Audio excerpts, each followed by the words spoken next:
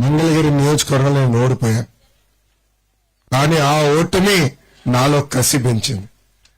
ఆ ఓటమి నా నుంచి మంగళగిరి పట్ల ప్రేమ పెంచింది. మీరందరూ ఒక్కసారి ఆలోచించండి.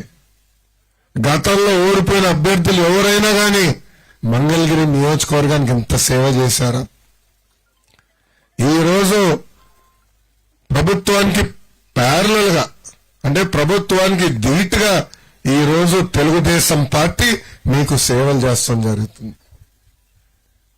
ఆంధ్ర రాష్ట్రంలోనే ఎక్కడ జరిగిన విధంగా 29 సంక్షేమ అభివృద్ధి కార్యక్రమాలు మన మంగళగిరి నియోజకవర్గంలో తెలుగుదేశం పార్టీ చేస్తుంది. ఏమ్మా, ఈరోజు అధికార పార్టీ కంపేటర్లా మంగళగిరి నియోజకవర్గం మొత్తం పసుపుమయం అయిపోయింది. మంగళగిరి నియోజకవర్గంలోనే కాదు, రాష్ట్ర వ్యాప్తంగా కూడా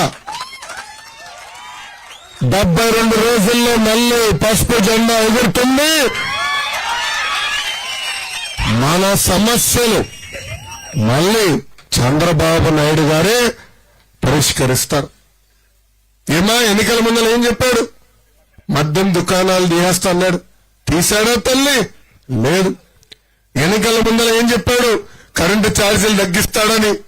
ఇప్పటికీ 9 సార్లు కరెంటు ఛార్జీలు పెంచారు, ఆర్టీసీ ఛార్జీలు పెంచారు, గ్యాస్ ధర పెంచారు, డీజిల్ ధర పెంచారు, చివరికి క్వార్టర్ బాటిల్ ధర కూడా పెంచారు.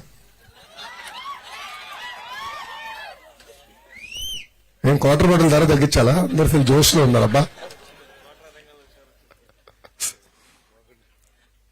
ఇంకా మంగళగిరి నియోజకవర్గంలో నన్ను చూసి బడ్జెట్ లో అయితే డబ్బులు కేటాయించారు. ఇన్ని వేల కోట్లు మంగళగిరి అభివృద్ధి కోసం ఖర్చు పెడతాను. ఒక్క ఇల్లు గట్ల, ఒక డ్రైన్ సరిగేలా.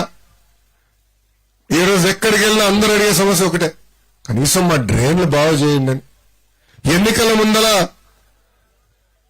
కొండపోరం బొక్కు కానివ్వండి, అటు ఇరిగేషన్ భూమి కానివ్వండి, ఎండోమెంట్ భూమిలో దశాబ్దాలుగా మీరు నివసిస్తున్న భూముల్లో అన్ని రెగ్యులరైజ్ చేస్తానని హామీ ఇచ్చారు. కానీ ఒక్క భూమి కూడా చేయలేదు తల్లి. ఇప్పుడు ఎన్నికలు వస్తున్నాయని హడావుడిగా కావాలని ఏదో పట్టాలు ఇస్తామని ఫేక్ పట్టాలు సృష్టిస్తుంది ప్రభుత్వం. ఏం పర్వాలేదు, 72 రోజులు ఓపిక పట్టండి. ప్రతిపక్షంలోనే మీకోసం నేను ఇంత సేవ చేశానంటే రేపు అధికారం వచ్చిన తర్వాత మొత్తం ఆంధ్ర